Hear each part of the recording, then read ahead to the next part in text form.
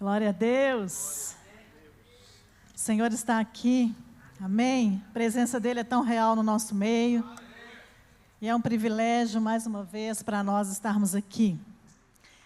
Vamos meditar um pouquinho na sua palavra, rapidamente. O texto que nós temos como referência essa noite é: Pede-me e te darei as nações por herança, e os confins da terra por tua possessão. Esse versículo está em Salmos 2, versículo 8. Pede-me, pede-me.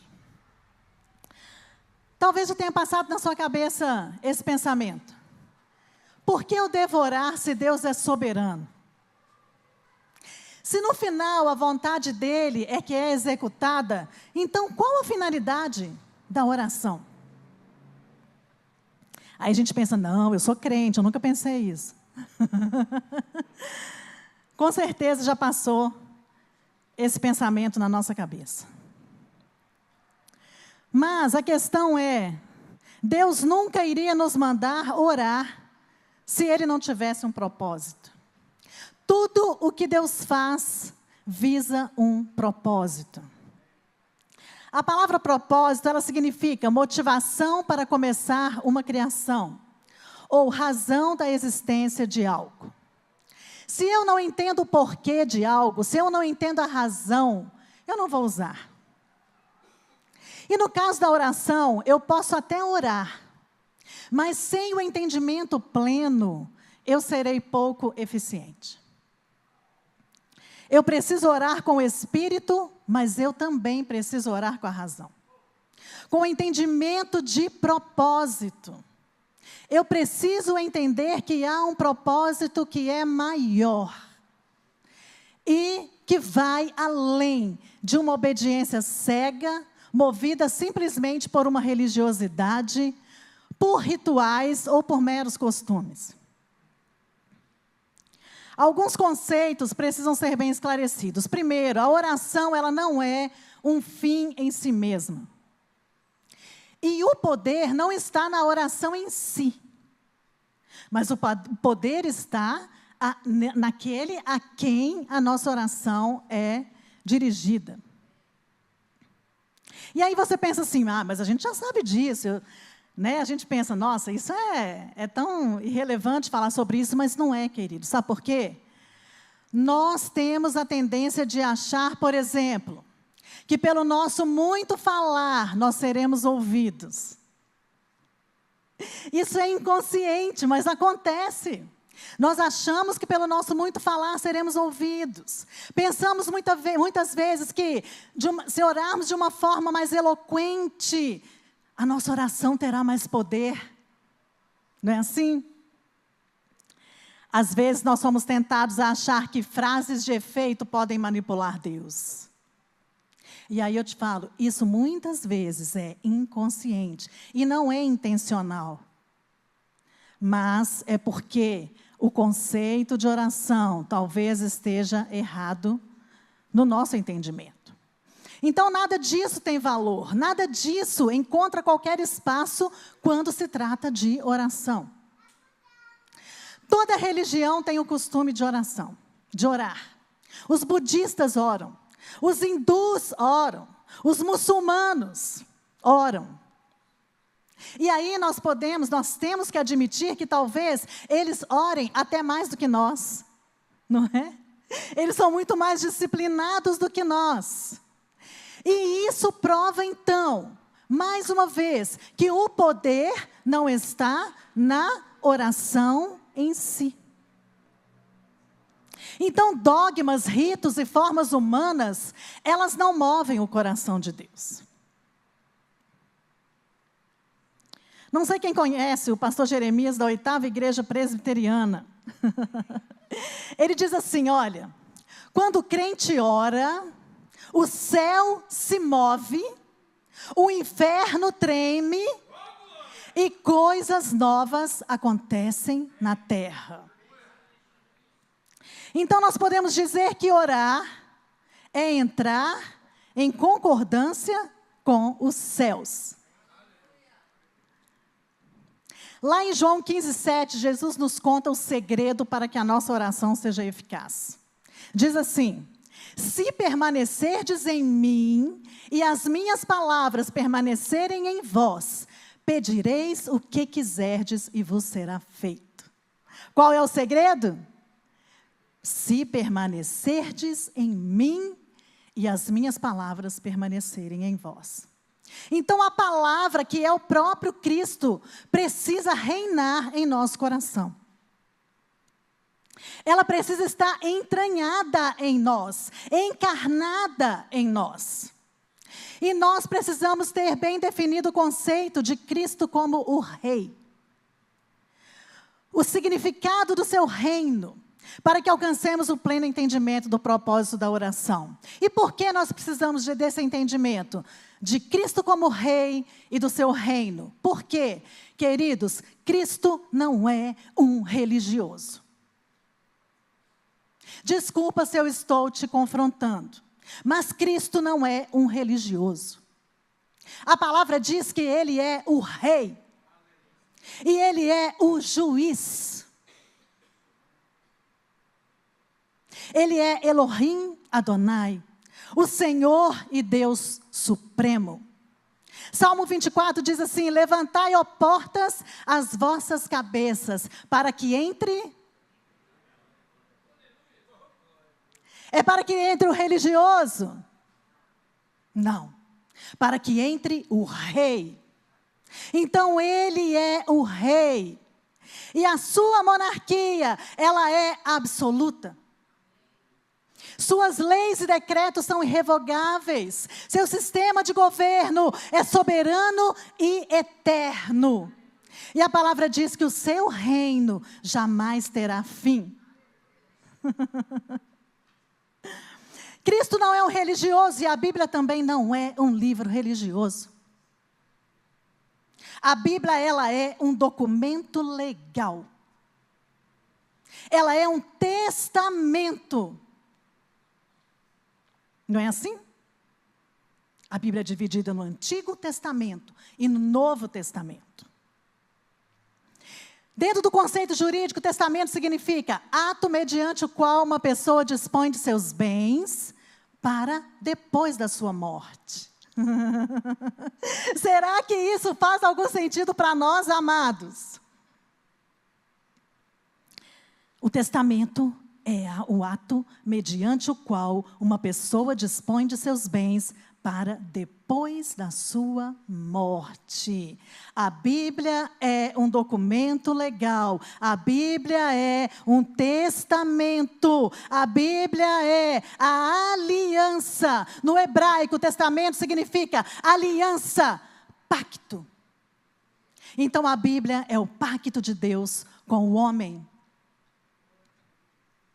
Salmo 138 diz assim: magnificaste acima de tudo o teu nome e a tua palavra.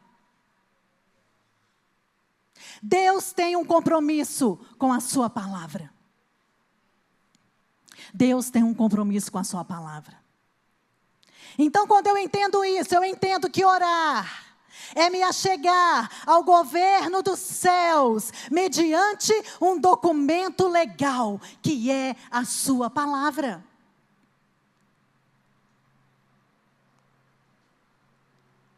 Na terra, diante do juiz da terra, não vai adiantar você chegar para ele com meras palavrinhas. O que convence o juiz é a lei. O que convence o juiz é a lei. O que determina a ação do juiz é a lei. Aí Jeremias 1,12 diz assim: eu velo sobre a minha palavra para a cumprir. Isso não é tremendo, amados? O Senhor vela pela sua palavra, pelo documento legal que Ele deixou para nós, pelo testamento que Ele deixou para nós. Ele vela pela sua palavra para a cumprir. E a Bíblia diz que nenhum só tio passará da sua palavra. Então, oração é a proclamação da palavra de Deus, dos seus decretos e dos seus juízos, que acionam a esfera espiritual e liberam o poder que nos foi propiciado por Cristo. Isso é oração. E no seu testamento, dado a nós, seu povo, ele nos delega uma herança.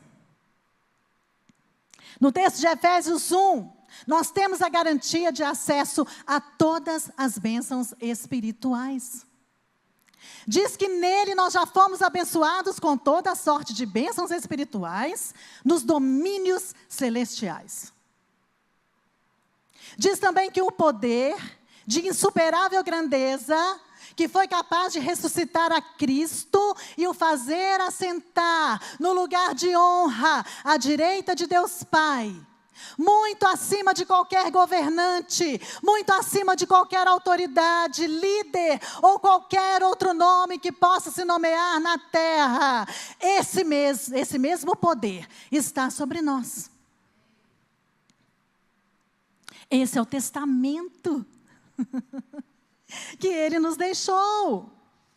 O texto também diz que Deus submeteu todas as coisas debaixo da autoridade de Cristo e o fez cabeça de tudo para o bem da igreja, para o nosso bem. Então o texto, queridos, é muito claro. Se Cristo está sentado num lugar de honra, acima de toda autoridade e poder, nós também, como sua igreja, seu corpo, somos elevados a esse mesmo lugar. Espiritualmente falando, estamos nessa posição de autoridade nesse lugar em Cristo. E ao mesmo tempo, nós temos um corpo físico que atua na terra. Então é essa junção do Espírito, no qual temos autoridade, e do corpo, do nosso físico, que nos dá legalidade na terra, é que ocupamos essa posição de autoridade como corpo de Cristo. Então, se nós oramos através do Espírito, no entendimento, e nessa consciência de quem somos nele, nós sabemos que a palavra proclamada com a nossa boca move os céus e toca as instâncias celestiais e é capaz de liberar poder. É nesse entendimento que nós precisamos nos levantar em oração. É nessa posição de autoridade que nós oramos. Nós não somos simples pedintes. Nós ocupamos uma posição em Cristo como corpo e como igreja. A oração é a licença que damos para os céus, para que os céus possam interferir na terra. A oração é a licença que damos para que os céus possam interferir na terra. Duas frases de John Wesley, um dos maiores avivalistas da história, exemplifica bem isso. Ele diz assim, olha, Deus não faz nada a não ser em resposta à oração. A outra frase dele, sem Deus, o homem não pode. Sem o homem, Deus não o fará. É por isso que nós oramos. Deus conta conosco. Na terra, Deus conta, é comigo e com você. As mudanças que você quer ver, você precisa proclamar. Você precisa orar. Você precisa decretar. Você precisa proclamar em alto e bom som a palavra que não pode ser revogada. Então, queridos, nós não estamos numa posição para reclamarmos do governo. Nós não estamos numa posição de ficar criticando quem está lá em cima. A nossa posição é de embaixadores. A nossa posição é de quem tem autoridade no nome de Jesus. Para mudar as circunstâncias. Para abençoar o nosso governo. E eu estou falando isso, gente, primeiro para mim. Porque nós temos a tendência, sim, de falar mal. Nós temos a tendência de amaldiçoar. Mas a nossa boca precisa proclamar as verdades espirituais. A nossa boca precisa proclamar a palavra e aquilo que Cristo pode fazer em prol da nossa nação. É para isso que fomos chamados. E muitas vezes a nossa postura é de ficarmos esperando pelo céu, né? Tem até o ditado que fala assim, espera que vai cair do céu. Gente, nós ficamos esperando pelo céu, mas a verdade é que o céu é que está esperando por nós. Para que os céus se movam, nós precisamos nos mover na terra. Essa é a nossa postura de oração. Então, se eu tenho esse entendimento, ciente dessa responsabilidade que me foi outorgada, dessa autoridade que Ele me delegou, eu entro em concordância com Deus e eu posso usar a minha boca para quê? Para proclamar a palavra, para proclamar a verdade, para proclamar a justiça e a salvação. E como igreja podemos decretar mudanças. Podemos mudar circunstâncias. No Brasil e nas nações, por que não? Somos a igreja de Cristo. O livro de Tiago nos relata sobre o profeta Elias. Diz assim: ele era homem semelhante a nós, sujeito aos mesmos sentimentos. Ele orou para que não chovesse sobre a terra. E por 3 anos e 6 meses não choveu. E orou de novo. E o céu deu chuva. E a terra fez germinar os seus frutos. Ele era o quê? Semelhante a nós. Sujeito aos mesmos sentimentos. Elias era uma pessoa especial? Não. Ele era como eu e como você. Ele decretou a palavra e ela se cumpriu. E nós conhecemos o restante da história. Elias desafia os profetas de Baal. Ele destrona os altares que foram erigidos a Baal. E não somente literalmente ali não. A postura de Elias destruiu e destronou Baal, principalmente no coração de todo um povo.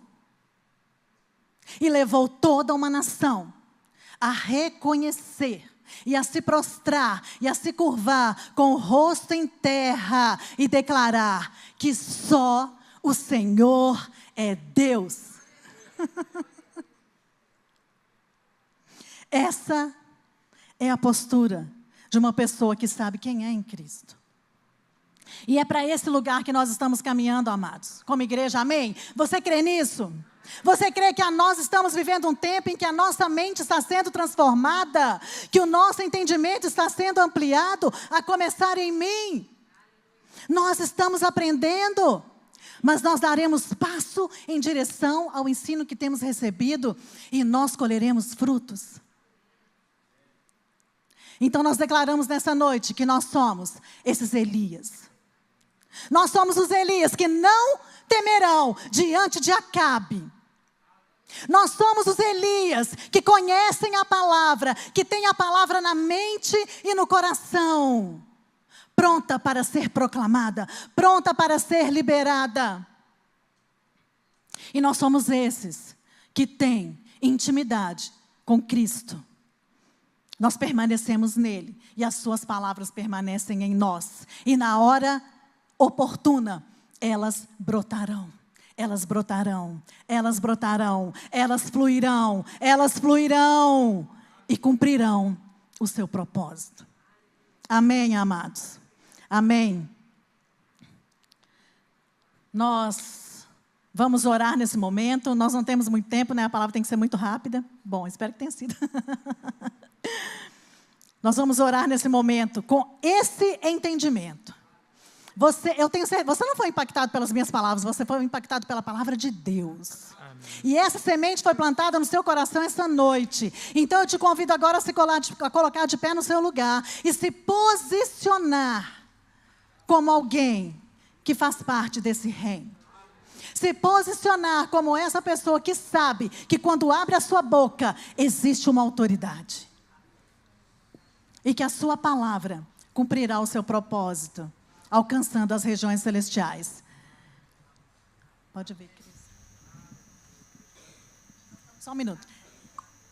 Só um minutinho. Queridos, eu gostaria de pedir para vocês o seguinte. Esse não é o momento de nós ficarmos assistindo, amém? Então, diante da palavra que recebemos nessa noite, você vai se posicionar e você vai orar junto. Estenda suas mãos, proclame junto, declare a palavra, deixe que o Espírito Santo flua do seu interior.